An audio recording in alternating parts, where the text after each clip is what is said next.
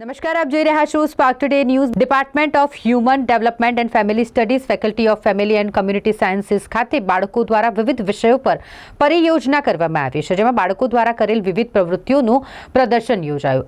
આપણી સંસ્કૃતિ, આપણી ધરોહર અંતર્ગત પરંપરાગત ભારતીય કલાઓના વિવિધ સ્વરૂપ વિશે બાળકોએ 1 મહિના સુધી ચર્ચા કરી અને તે સંબંધિત પ્રવૃત્તિઓ અને વિવિધ ક્ષેત્રની મુલાકાતો દ્વારા અનુભવો લીધા, જેમાં નર્સરી વર્ગના બાળકો કલા સંસાધનો, જુનિયર કેજી વર્ગના બાળકો પરંપરાગત છાપો જેમ કે બાંધણી, અજરક, લહેરિયું અને સિનિયર કેજી વર્ગના બાળકો ભારતીય કલાના સ્વરૂપો વારલી, બાટિક, ગૌન, ગૂંથણકામ, લીપણ કલા તથા આધુનિક સમયમાં થઈ રહેલ ડિજિટલ ચિત્રકલા વિષય પર વિવિધ પ્રવૃત્તિ રજૂ કરશે.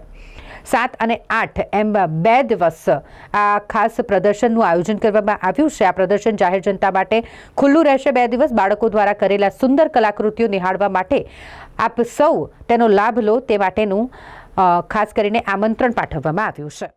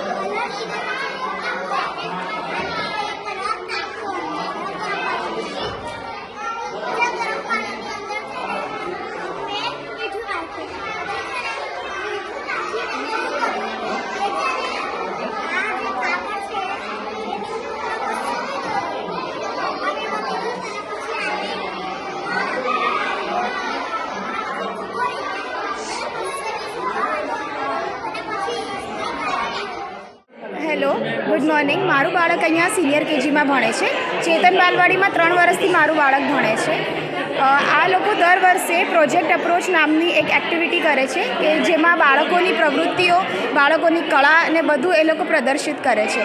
આમાં ખાલી MS યુનિવર્સિટીના કે ખાલી ચેતન બાલવાડીના પેરેન્ટ્સ નહીં, પણ આખા વડોદરાના બધા જ પેરેન્ટ્સ, બધી જ સ્કૂલ્સને ઇન્વિટેશન્સ હોય છે અને એ લોકો આવીને બધી આ લોકોની એક્ઝિબિશનની પ્રવૃત્તિઓ બધું સારી રીતે જોઈ શકે છે.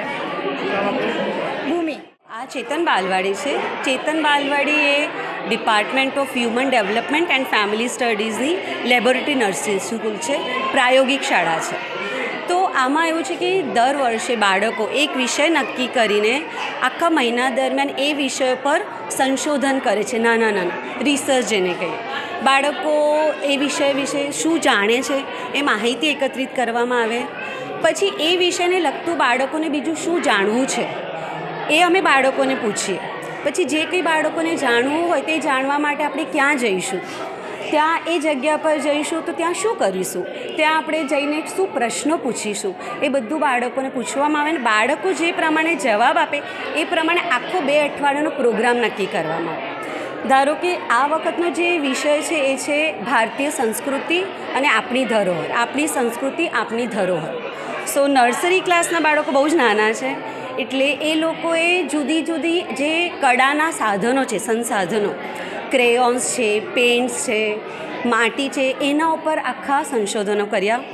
જુનિયર કેજી વર્ગ છે એ લોકોએ ટ્રેડિશનલ પ્રિન્ટ, જેને છાપ કહીએ, કલમકારી છે, બાંધણી છે, એના વિશે સંશોધન કર્યું. સિનિયર કેજી આપણી જે જૂની બધી કળા છે, આર્ટ, ટ્રેડિશનલ આર્ટ ફોર્મ્સ, એના વિશે સંશોધન કર્યું અને પ્રવૃત્તિ કરી. અને એના 3 ફેઝ હોય છે. પહેલા ફેઝમાં બાળકોને કેટલી ખબર છે એ અમે જાણીએ. બીજા ફેઝમાં એમને શું જાણવું છે એ પ્રમાણે બધું નક્કી કરીએ.